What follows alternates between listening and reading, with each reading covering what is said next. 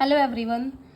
आज हम घटना चक्कर से कुछ क्वेश्चंस करेंगे पॉलिटी की। ये सिर्फ पॉलिटी की स्पेशल घटना चक्कर है, स्पेशल पॉलिटी की है ये। इसमें सारे के सारे आज तक जो स्टेट पीसीएस में और यूपीएससी में क्वेश्चन पूछे गए हैं सारे वही हैं, पिछले सारे के सारे। तो आज हम इससे सुप्रीम कोर्ट का टॉपिक करेंगे, सारा सुप्रीम कोर्ट के बारे में देखेंगे हम। तो शुरू करते हैं पहले क्वेश्चन से। भारत में उच्चतम न्यायालय का उद्घाटन कब हुआ? तो भारत में उच्चतम न्यायालय का सुप्रीम कोर्ट का उद्घाटन कब हुआ था? तो ये 28 जनवरी 1950 को हुआ था। लेकिन इसकी स्थापना तो आर्टिकल 124 के तहत 26 जनवरी 1950 को ही हो गई थी, लेकिन उद्घाटन इसका 2 दिन बाद 28 जनवरी 1950 को किया गया था। तो भारत के अगला क्वेश्चन है, भारत के सर्वोच्च न्यायालय की स्थापना हुई थी, किसके तहत हुई थी? तो जैसा कि मैंने पीछे बताया कि आर्टिकल 124 के तहत इसकी स्थापना की गई थी। तो आर्टिकल 124 के तहत स्थापना की गई थी। तो इसकी स्थापना किसके द्वारा की गई है? संविधान के द्वारा। मतलब इसका संविधान में जिक्र है कि कोई भी एक्ट बनाकर इसकी स्थापना नहीं की गई।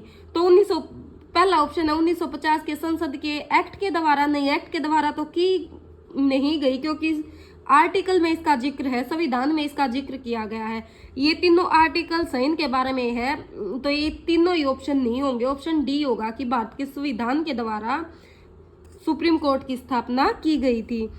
अगला क्वेश्चन है, भारत के सुप्रीम कोर्ट के न्यायाधीशों की संख्या में वृद्धि करने की शक्ति किसमें निहित होती है? कि जो सुप्रीम कोर्ट के जज हैं उनको उनकी संख्या को किसके द्वारा बढ़ाई जा सकती है? तो वो संसद के द्वारा बढ़ाई जा सकती है। आर्टिकल 124 में उच्चतम न्यायालय के सुप्रीम कोर्ट के गठन का प्रावधान किया गया है, और इसमें ये कहा गया है कि सुप्रीम कोर्ट में जब बनाया गया था, जब सुप्रीम कोर्ट की स्थापना की गई थी आर्टिकल 124 के तहत, तो उसमें ये बोला गया था कि इसमें एक तो मुख्य न्यायाधीश होगा और 7 अन्य न्यायाधीश होंगे। आज भी आर्टिकल 124 में एज इट इज यही बात है। लेकिन संसद समय समय पर कानून बनाकर न्यायाधीशों की संख्या में जजों की संख्या का निर्धारण कर सकती है, उनको बढ़ाया घटा सकती है, और कई बार इनकी संख्या बढ़ाई भी जा चुकी है। जैसे 1956 में संख्या हमने 11 कर दी थी बढ़ाकर संसद ने। 1978 में संख्या 18 हो गई थी, 1986 में 26 कर दी गई थी, और 2008 में 30, 2019 में 34 कर दी गई थी। आज टोटल 34 जज हैं, एक मुख्य जज और बाकी अन्य जज। तो अगला क्वेश्चन है क्वेश्चन नंबर 4, भारत के सर्वोच्च न्यायालय में न्यायाधीशों की वर्तमान स्वीकृत संख्या कितनी है? तो एट प्रेजेंट जज कितने हैं एट प्रेजेंट? ये क्वेश्चन है भाई 2015 का में पूछा गया यूपीपीसीएस मेंस में, और बीपीएससी प्री में 1992 में पूछा गया। तो उस टाइम का क्वेश्चन है ये। फिलहाल यहाँ पर 34 है जजों की संख्या 2019 के बाद। अगला क्वेश्चन है, सुप्रीम कोर्ट में एक मुख्य न्यायाधीश के अतिरिक्त कितने जज होते हैं? तो ये 2007 का है, तो उस टाइम के अकॉर्डिंग भी नहीं। तो अब एक मेन के जो को छोड़ के बाकी 33 होंगे, क्योंकि जो टोटल है वो 34 है। अगला क्वेश्चन क्या कहता है? अगला क्वेश्चन कहता है कि मंत्रिमंडल के फरवरी 2008 के लिए एक निर्णय के अनुसार सरकार उच्चतम न्यायालय में जजों की संख्या में वृद्धि करेगी। 2008 की बात हो रही है, तो 2008 में कितने किए गए थे? 36 किए गए थे, सॉरी 30 किए गए थे। 36 तो आज भी नहीं है, 2019 में 34 किए गए थे।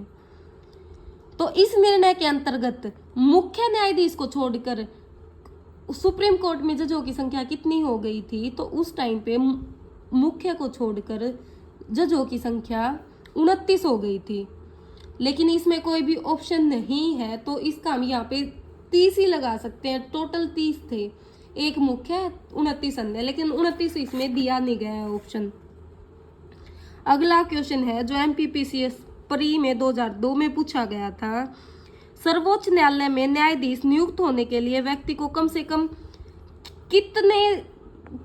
उच्च न्यायालय में कितने साल वकील के तौर पर काम किया होना चाहिए? तो 10 साल। आर्टिकल 124 में के तहत तो सुप्रीम कोर्ट की नियुक्ति की जाती है। और आर्टिकल 124 के क्लोज 3 के तहत इनकी योग्यताएं बताई गई हैं जजों की, कि पहली योग्यता तो यही है वो भारत का नागरिक हो, 5 साल कम से कम उसने हाई कोर्ट में जज के तौर पे काम किया हो, और 10 साल उसने किसी, या फिर 10 साल किसी हाई कोर्ट में उसने एडवोकेट के तौर पे काम किया हो, और राष्ट्रपति की नजरों में वो कानून का ज्ञाता हो। अब बात करते हैं अगले क्वेश्चन की। भारतीय सर्वोच्च न्यायालय यानी कि सुप्रीम कोर्ट में न्यायाधीशों की नियुक्ति कौन करता है? तो नियुक्ति की जाती है राष्ट्रपति के द्वारा, प्रेसिडेंट इनकी नियुक्ति करेगा, और इनकी संख्या निर्धारित किसके द्वारा होती है? वो संसद के द्वारा होती है। अब बात करते हैं अगले क्वेश्चन की। सर्वोच्च न्यायालय सुप्रीम कोर्ट का न्यायाधीश अपना त्यागपत्र किसे देगा? तो सुप्रीम कोर्ट का जो मुख्य जज होगा वो अपना त्यागपत्र राष्ट्रपति को देगा, आर्टिकल 124 के क्लोज 2 के अनुसार। अब बात करते हैं अगले क्वेश्चन की। सुप्रीम कोर्ट का न्यायाधीश, वही क्वेश्चन आ गया कि वो अपना त्यागपत्र किसको देता है। ये बीपीएससी प्री 2018 में पूछा गया है, तो किसको देगा? राष्ट्रपति को देगा। अब बात करते हैं अगले क्वेश्चन की। उच्चतम न्यायालय यानी कि सुप्रीम कोर्ट के न्यायाधीश किस प्रकार हटाए जा सकते हैं? तो जो सुप्रीम कोर्ट के न्यायाधीश है, मतलब जज हैं, वो एक तो महाभियोग शब्द आता है जो हम पढ़ते हैं। महाभियोग शब्द सिर्फ और सिर्फ प्रेसिडेंट के लिए यूज होगा, सिर्फ और सिर्फ प्रेसिडेंट के लिए। बाकी सब जिसको भी हटाना होगा उनको हम कदाचार के माध्यम से हटाएंगे। तो सुप्रीम कोर्ट के जो जज हैं वो कदाचार के माध्यम से हटाए जाएंगे। तो अब देखते हैं इसका ऑप्शन, देखते हैं इसके। मुख्य न्यायाधीश की इच्छा के अनुसार नहीं, राष्ट्रपति के द्वारा नहीं, राष्ट्रपति द्वारा सुप्रीम कोर्ट के मुख्य न्यायाधीश की सिफारिश पर नो, राष्ट्रपति के द्वारा संसद की सिफारिश पर। सही बात है, जब उनके ऊपर कदाचार साबित हो जाए संसद में 2/3 बहुमत से, स्पेशल मेजोरिटी से, तो तब राष्ट्रपति के द्वारा उनको हटाया जा सकता है। महाभियोग इम्पीचमेंट शब्द का प्रयोग सिर्फ और सिर्फ राष्ट्रपति के लिए किया जाता है। अब देखते हैं अगला क्वेश्चन। न्यायाधीश जांच अधिनियम 1968 के अनुसार भारत के सुप्रीम कोर्ट के किसी न्यायाधीश पर महाभियोग चलाने के प्रस्ताव को लोकसभा के अध्यक्ष द्वारा अस्वीकार नहीं किया जा सकता।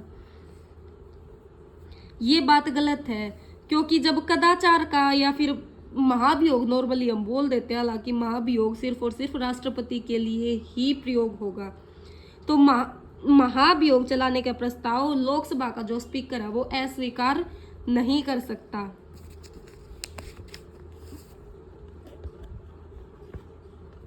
उसको स्वीकार करना ही करना पड़ेगा अगर उसके पास ये आता है तो। अब देखते हैं अगला क्वेश्चन। भारत का संविधान यह परिभाषित करता है और ब्यौरे देता है कि क्या क्या भारत के उच्चतम न्यायालय के न्यायाधीशों की असमक्षता और सिद्ध कदाचार को गठित करते हैं। भारत के उच्चतम न्यायालय के न्यायाधीशों के महाभियोग की प्रक्रिया के ब्यौरे न्यायाधीश जांच अधिनियम 1968 में दिए गए हैं। हाँ, उनके ऊपर जो महाभियोग की प्रक्रिया चलेगी वो सारी चीजें जो न्यायाधीश जांच अधिनियम 1968 में आया था उसमें दिए गए हैं। ये बात बिल्कुल सही है।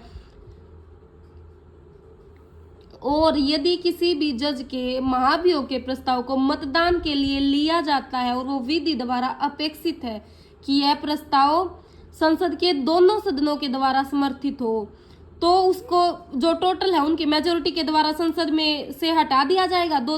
स्पेशल मेजोरिटी में क्या होता है? स्पेशल मेजोरिटी में होता है कि जितने प्रेजेंट है और जो मत दे रहे हैं उनका 2/3 अगर सहमत है तो वो स्पेशल मेजोरिटी होगी। तो इसका आंसर क्या हो जाएगा? इसका आंसर हो जाएगा 3 और 4। अब बात करते हैं अगले क्वेश्चन की।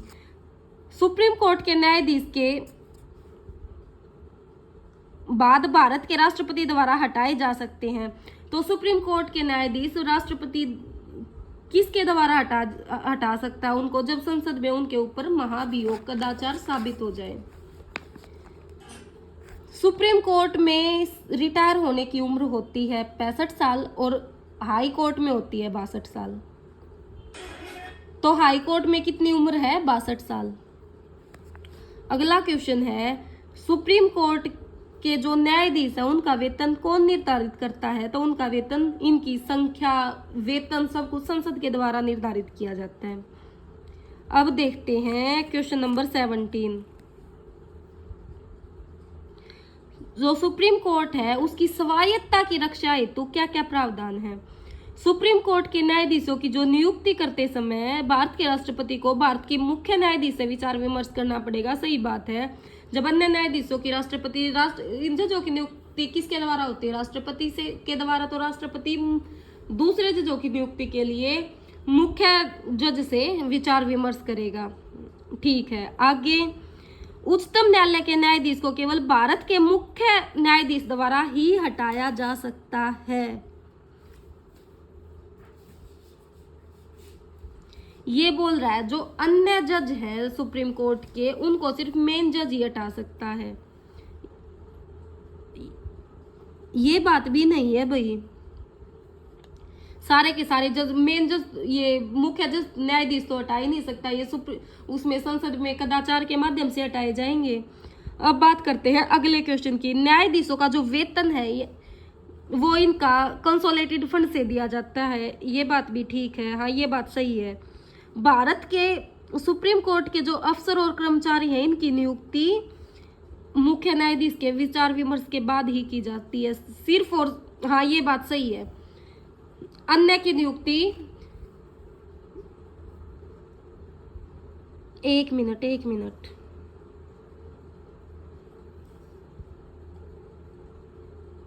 एक तो ये बात होगी कि जब मेन जज की नियुक्ति करनी होगी तो अन्य जजों की जब नियुक्ति करनी होगी तो भारत के राष्ट्रपति को सुप्रीम कोर्ट के मुख्य जज से विचार विमर्श करना पड़ेगा।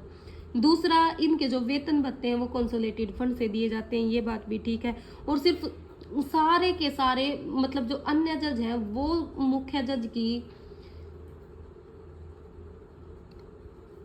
विचार विमर्श के बाद नियुक्त किए जाएंगे राष्ट्रपति के। लेकिन ये नहीं कि सारे के सारे ही कर्मचारी और वो उसकी विचार विमर्श के बाद नियुक्त किए जाएंगे। अन्य की प्रॉपर भर्ती भी होती है। संसद भारत के सुप्रीम कोर्ट की अधिकारिता को विस्तारित नहीं कर सकती। ये बात गलत है। संसद सुप्रीम कोर्ट की अधिकारिता को विस्तारित कर सकती है। अगला,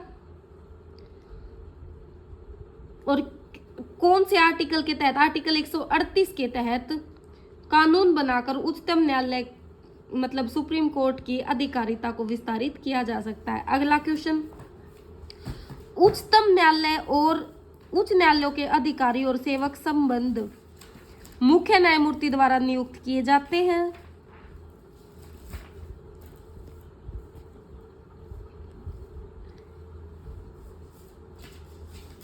और न्यायालयों का प्रशासनिक व्यय भारत की संचित निधि पर भारित होता है। तो पिछले क्वेश्चन में भी हमने पढ़ा था सभी की न्यायमूर्ति द्वारा नियुक्त नहीं होंगे, कि मेन जज के द्वारा नियुक्त नहीं होंगे। वैसे भी नियुक्त तो राष्ट्रपति करता है। और ऊपर क्या बोल रहा है कि संसद उच्चतम न्यायालय की अधिकारिता को विस्तारित नहीं कर सकता। विस्तारित तो कर सकता है संसद ही तो उसकी अधिकारिता को विस्तारित करेगी। तो इसमें ना तो ए ठीक है और ना ही बी ठीक है। सेवानिवृत्त होने के बाद, रिटायर होने के बाद सुप्रीम कोर्ट के न्यायाधीश वकालत कर सकते हैं। एक बार सुप्रीम कोर्ट का जज जो रिटायर हो गया वो कहीं भी वकालत नहीं कर सकता। अगला क्वेश्चन देखते हैं। अगला क्वेश्चन है, भारत के सुप्रीम कोर्ट के कार्यवाहक मुख्य न्यायाधीश की नियुक्ति करता है। तो जब 126 के अनुसार कार्यवाहक, जब मेन जज मुख्य न्यायाधीश प्रेजेंट ना हो, या फिर जब उसकी डेथ हो जाए, या फिर कुछ भी परिस्थिति हो, उस टाइम जिस समय वो प्रेजेंट ना हो, तो कार्यवाहक जज की नियुक्ति की जाती है। और वो किसके द्वारा की जाती है? वो भारत के राष्ट्रपति द्वारा की जाती है। अगला क्वेश्चन है, भारत के कार्यवाहक मुख्य न्यायाधीश की नियुक्ति कौन करता है? तो राष्ट्रपति करता है। सर्वोच्च न्यायालय के न्यायाधीश की नियुक्ति किसके द्वारा की नियुक्ति की जाती है? राष्ट्रपति द्वारा। जो और जज है उनकी नियुक्ति राष्ट्रपति के द्वारा की जाती है, लेकिन किसके विचार विमर्श के बाद? मुख्य न्यायाधीश के विचार विमर्श के बाद की जाती है। अब देखते हैं आगे अगला क्वेश्चन। भारत के सर्वोच्च न्यायालय सुप्रीम कोर्ट ने किस वर्ष कोलिजियम व्यवस्था अपनाई थी इनकी नियुक्ति के लिए? और वो कोलिजियम व्यवस्था हमने 1993 में अपनाई थी। पहले उसमें एक मुख्य न्यायाधीश होता था और 2 अन्य जज होते थे, लेकिन 1998 के बाद हमने एक तो मुख्य न्यायाधीश कर दिया कोलिजियम में और 4 अन्य न्यायाधीश कर दिए। तो अगला क्वेश्चन यही है कि एक जो कोलिजियम है उसमें मुख्य जज के अलावा कितने दूसरे वरिष्ठ न्यायाधीश होते हैं? तो वो 4 होते हैं। उसके बाद बात करते हैं अगले क्वेश्चन की। निम्नलिखित में से किसमें उच्चतर न्यायालयों के न्यायाधीशों की नियुक्ति में कार्यपालिका, विधायिका एवं मुख्य न्यायाधीश की भागीदारी की अनुशंसा की गई? तो ये इसमें बोल रहा है कि जब उच्चतर न्यायालयों मतलब हाई कोर्ट के जो न्यायाधीशों की नियुक्ति करनी थी तो उसमें कार्यपालिका, विधायिका और जो मुख्य न्यायाधीश है उसकी भागीदारी होनी चाहिए। ये कौन से उसमें कहा गया था? तो ये दूसरे प्रशासनिक आयोग सुधार आयोग में कहा गया था। और दूसरा प्रशासनिक सुधार आयोग कब आया था? 2005 में आया था। वो वीरप्पा मोइली की अध्यक्षता में ये आया था। अब बात करते हैं अगले क्वेश्चन की। सुप्रीम कोर्ट में कौन से जजों की नियुक्ति होती है? अडोक जज, तदर्थ न्यायाधीश, अतिरिक्त न्यायाधीश। तो सुप्रीम कोर्ट में केवल और केवल अडोक जज की नियुक्ति की जाती है। और ये किस आर्टिकल के तहत की जाती है? ये आर्टिकल 127 के क्लोज 1 के तहत की जाती है। अडोक जज सिर्फ और सिर्फ सुप्रीम कोर्ट में होगा। हाई कोर्ट में एडिशनल और एक्टिंग जज हो सकते हैं आर्टिकल 224 के अनुसार। और अडोक जज की नियुक्ति क्यों की जाती है? जब कोरम होता है किसी भी संख्या का 1/10, तो किसी भी केस की सुनवाई के लिए जब जजों की संख्या का कोरम हमारे पास नहीं होता तो हम अडोक न्यायाधीश की नियुक्ति करते हैं। तो किस लिए की जाती है? न्यायालय के किसी भी स्तर के लिए न्यायाधीशों का कोरम नहीं होता, जब उस टाइम पे कमी होती है जजों की, तो उस टाइम पे हम अडोक जज की नियुक्ति करते हैं। और अडोक जज सिर्फ और सिर्फ सुप्रीम कोर्ट में ही नियुक्त किया जाता है आर्टिकल 127 के क्लोज 1 के तहत। और हाई कोर्ट में आर्टिकल 224 के तहत एक्टिंग और एडिशनल जज होते हैं। तो अगला क्वेश्चन भी यही है, अडोक न्यायाधीशों की नियुक्ति का प्रावधान कहाँ है? तो ये सुप्रीम कोर्ट में है। अब देखते हैं उससे अगला। भारत की न्यायपालिका के संदर्भ में निम्नलिखित कथनों पर विचार कीजिए। भारत के राष्ट्रपति की पूर्व अनुमति से भारत के मुख्य न्यायमूर्ति द्वारा उच्चतम न्यायालय के सेवानिवृत्त किसी न्यायाधीश को उच्चतम न्यायालय के न्यायाधीश के पद पर बैठने और कार्य हेतु बुलाया जा सकता है। सही बात है। भारत की राष्ट्रपति से अनुमति लेकर जो भारत का मुख्य जज है, वो कोई भी रिटायर जज है, उसको सुप्रीम कोर्ट में काम के लिए बुला सकता है। तो ये बात ठीक है। भारत में किसी भी उच्च न्यायालय को अपने निर्णय, हाई कोर्ट ने जो निर्णय सुना दिया उसको उसके ऊपर उसको पुनः विचार करने की शक्ति होती है, जैसे सुप्रीम कोर्ट के पास होती है। तो ये आर्टिकल 137 के तहत होती है।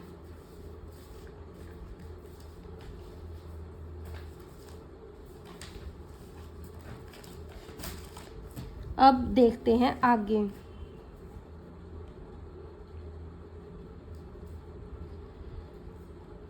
आर्टिकल 226 के तहत तो हाई कोर्ट अपने निर्णयों के ऊपर पुनः विचार कर सकता है। और आर्टिकल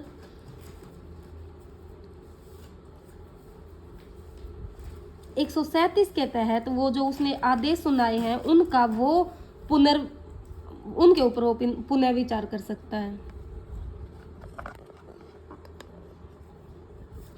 226 के तहत तो जो उनके निर्णयों का करेंगे, जो मतलब निर्णय उन्होंने लिए हैं और 137 के तहत जो उन्होंने आदेश सुना दिए उनके ऊपर वो पुनः विचार विमर्श करेंगे। अब आगे देखते हैं अगला क्वेश्चन। सुप्रीम कोर्ट में संविधान के निर्वचन से संबंधित मामले की सुनवाई, संविधान से संबंधित जब भी सुप्रीम कोर्ट में कोई भी मामला जाएगा तो उस समय कम से कम 5 जज प्रेजेंट होने चाहिए, आर्टिकल 145 के क्लॉज 3 के तहत। अब बात करते हैं अगले क्वेश्चन की। यही है अगला क्वेश्चन कि संविधान से रिलेटेड कोई भी मामला जाएगा तो 5 जज होने चाहिए।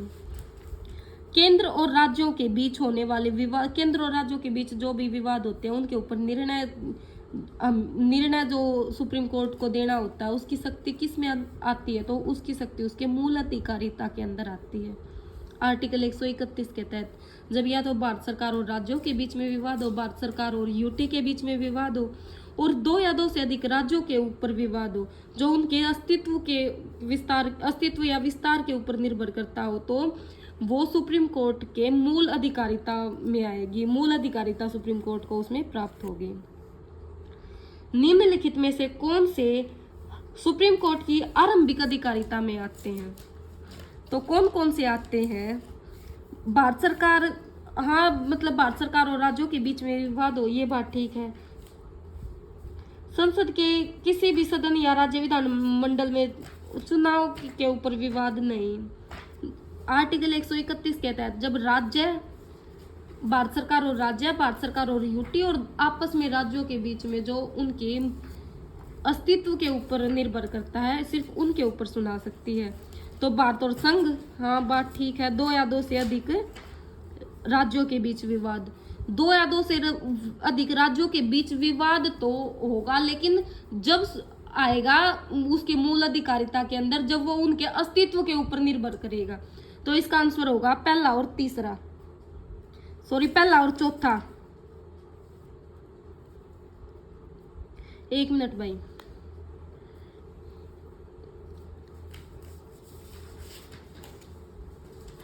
जब विवाद या तो भारत सरकार और 1 या 1 से अधिक राज्यों के बीच में होगा या फिर 2 या 2 से अधिक राज्यों के बीच में होगा, केंद्र के साथ हो या फिर खुद राज्यों के बीच में, उस टाइम पे सुना सकते हैं। यूटी का यहाँ कोई रोल नहीं है, यूटी तो वैसे भी बहुत छोटा सा डिफाइंड एरिया होता है जो खुद अपने मतलब वो खुद सक्षम नहीं होता अपने, या फिर ये बोल सकते हैं कि खुद वो फाइनेंशियली इतना सक्षम नहीं होता, अपने खर्चों के लिए बोल सकते हैं, वो केंद्र के ऊपर निर्भर होता है, केंद्र द्वारा संचालित होते हैं यूटी।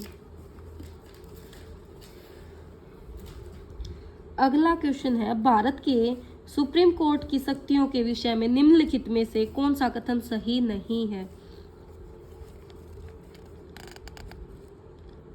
सुप्रीम कोर्ट की जो शक्ति है उनके विषय में कौन सा कथन सही नहीं है? तो इसके पास जनता के मूल अधिकारों की रक्षा के लिए आदेश जारी करने की अनन्य शक्ति है, अनन्य शक्ति नहीं है। ये सिर्फ कुछ लिमिटेड ही शक्तियां दी गई है, आर्टिकल 32 के तहत यह जनता के मूल अधिकारों के लिए रिट जारी कर सकती है सुप्रीम कोर्ट, और जो हाई कोर्ट है वो आर्टिकल 226 के तहत रिट जारी कर सकती है। निम्नलिखित कथनों में से कौन सा कथन सही नहीं है? सर्वोच्च न्यायालय सुप्रीम कोर्ट का गठन 1950 में हुआ, ठीक है।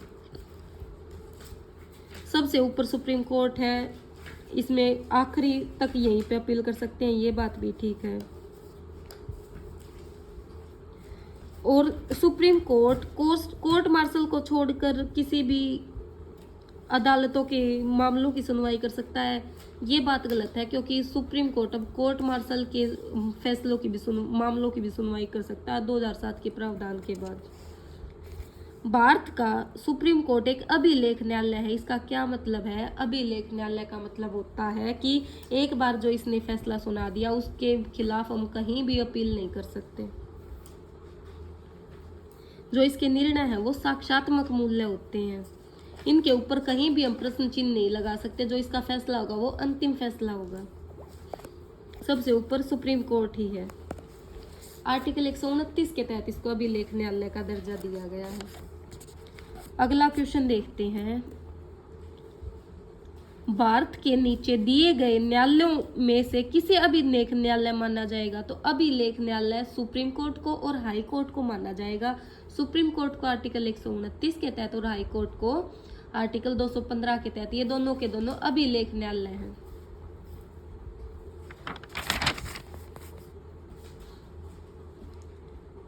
और एक और क्या मतलब होता है अभिलेख न्यायालय का? कोर्ट ऑफ रिकॉर्ड्स, मतलब जो ये फैसले सुनाते हैं उनका एक प्रॉपर रिकॉर्ड होता है।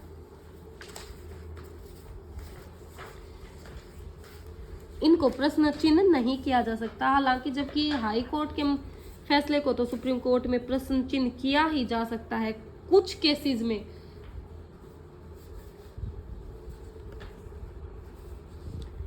ये नहीं कि कोई भी मतलब हाई कोर्ट का मामला सुप्रीम कोर्ट में पहुंच गया, इसके भी कुछ क्षेत्राधिकार डिफाइन किए गए हैं कि कौन से केसेस में जाया जा सकता है।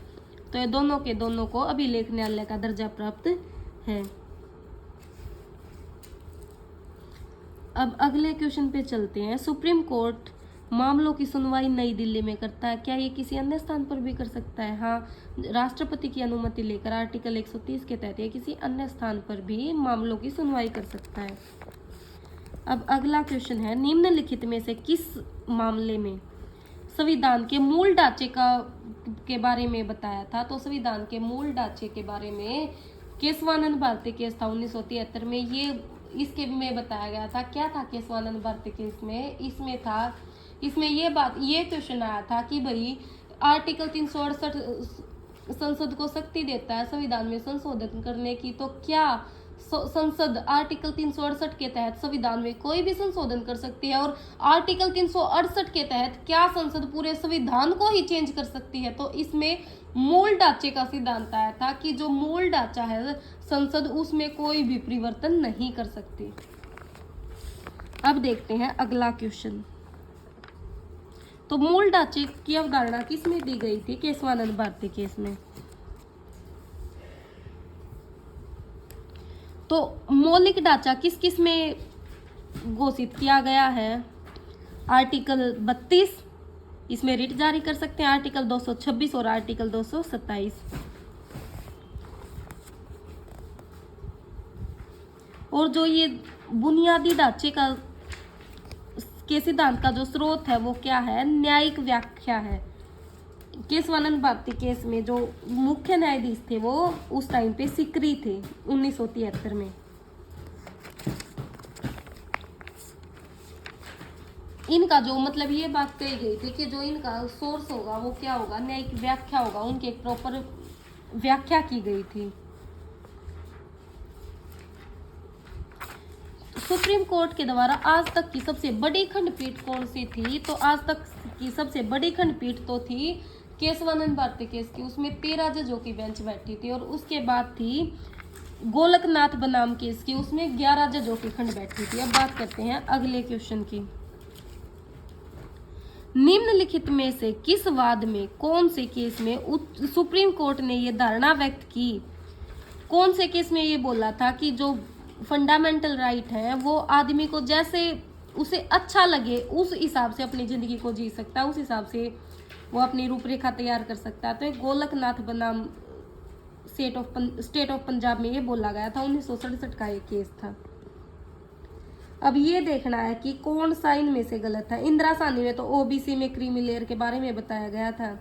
विशाखा जो का केस था उसमें कार्यस्थल पर यौन उत्पीड़न के बारे में बताया गया था, महिलाओं से संबंधित। मेनका गांधी केस में आर्टिकल 14, 29 और 21 के बारे में व्याख्या की गई थी। और बेला बैनर्जी वाद में विदेश यात्रा का जो अधिकार है वो दैहिक स्वतंत्रता का भाग है, ये बात गलत है। मेनका गांधी केस में ही इनको एक्सप्लेन किया गया था।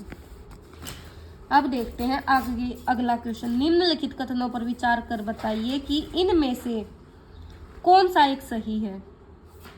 सर्वोच्च न्यायालय के पास केवल मूल क्षेत्राधिकार है? नहीं, केवल मूल क्षेत्राधिकार नहीं है, इनके पास मूल, अपीलीय, परामर्श, ये सारे क्षेत्राधिकार है। तो और अगला है मूल और अपीलीय, नहीं, परामर्श भी है। तो इस अगला है केवल परामर्श और अपीलीय, और उससे अगला मूल अपीलीय परामर्श, ये सारे के सारे हैं। जो मूल क्षेत्राधिकार है वो आर्टिकल 131 के तहत, अपीलीय 132 से 136 में और परामर्श 143 के तहत। 143 के तहत राष्ट्रपति किसी भी केस से संबंधित सुप्रीम कोर्ट से परामर्श ले सकता है, विचार विमर्श कर सकता है, और उसके लिए भी कम से कम 5 जजों की बेंच होगी। भारतीय संविधान का कौन सा अनुच्छेद संवैधानिक विवाद, जब विवाद हो जाएगा तो सर्वोच्च न्यायालय के अपीलीय क्षेत्राधिकार से संबंधित है, तो वो आर्टिकल 134 ए को आर्टिकल 132 के साथ मिलाकर पढ़ना। उसमें इस चीज की एक्सप्लेनेशन दी गई है। संवैधानिक विवाद तब होगा उस टाइम पे अपीलीय क्षेत्राधिकार से संबंधित। संविधान की व्याख्या से संबंधित सभी विवाद, जो संविधान की व्याख्या हम व्याख्या जहां पर करनी पड़ जाए तो उससे रिलेटेड जो भी विवाद है वो सुप्रीम कोर्ट के पास लाई जा सकती है। कौन सा अधिकार है? ये अपीलीय क्षेत्राधिकार है। हम सुप्रीम कोर्ट में अपील कर सकते हैं कि इस टॉपिक से संबंधित संविधान के आप इसकी व्याख्या कीजिए, तो इसमें हम डायरेक्ट सुप्रीम कोर्ट में अपील कर सकते हैं। भारत में सुधारात्मक याचिका सुप्रीम कोर्ट में से कौन से अनुच्छेद के तहत दाखिल की जा सकती है? तो ये आर्टिकल 142 के तहत सुधारात्मक याचिका दाखिल की जा सकती है। अब देखते हैं अगला क्वेश्चन। संविधान का कौन सा आर्टिकल सुप्रीम कोर्ट को उसके द्वारा जो उसने निर्णय दिए हैं उसके ऊपर वो पुनः विचार विमर्श कर सकता है? तो आर्टिकल 137 के तहत जो उसने निर्णय सुना दिए उसके ऊपर वो विचार विमर्श कर सकता है।